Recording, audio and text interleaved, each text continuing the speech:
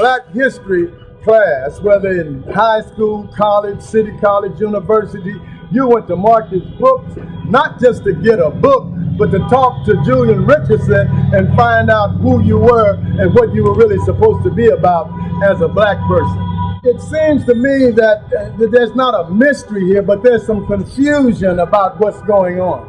The Johnsons are not saying, hey, save poor me. The Johnsons are saying that there's a community that needs to be liberated out of the hands of some investors, some greedy investors. I'm not going to pull any punches. I've changed their name from the Swipes, what is the name? Sweis to the Swipesters. Can we say that? Swipesters. They partner up with the banks. This is not some gentle family trying to integrate into the community. They're taking advantage of what the banks have done to this community. And what we're saying to the city is that we need you to get behind something. You can't just stand silent again and again. What is it that we're talking about? If we talked about the bookstore, it's the intellectual mecca of our city.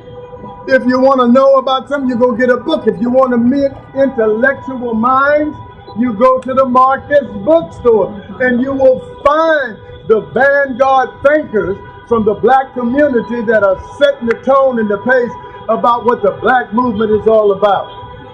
You know, I think about this building and I go back when I was a young man and I was learning how to play my instrument.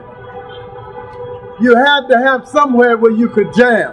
You had to have somewhere where you could work your craft. That was Bob City. 2 to 6 in the morning, you could go down there.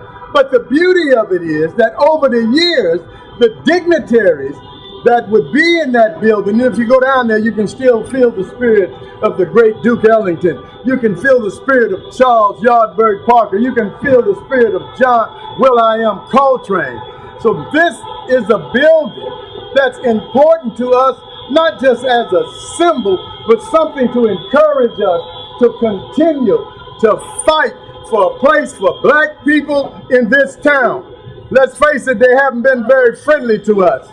If foreclosures is leading the exodus of black people from this community and we've stood silent, and some of you know we've been silent on this issue. The city has been silent on this issue, but we say that the buck stops here.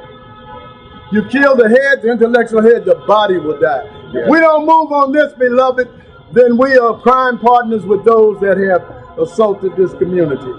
Yeah. No, somebody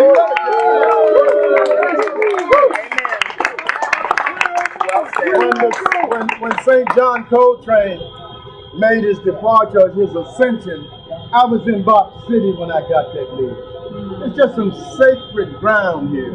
And if we don't protect sacred ground, then what are we talking about, beloved? We need this in this community. I'm reminded that the St. John Coltrane African Orthodox Church did a procession from the church down to the Marcus Bookstore. And we prayed a blessing and a protection on that bookstore. And we asked God's blessings upon it. But you know, when the people start looking to God, the devil get busy. Hello? Don't nobody know who the devil is. I said, when you start looking to God to make things different, Satan gets busy. Yes. And Satan in this town is a character that makes promises that he don't intend to keep. But my God don't make a promise that he's not going to keep.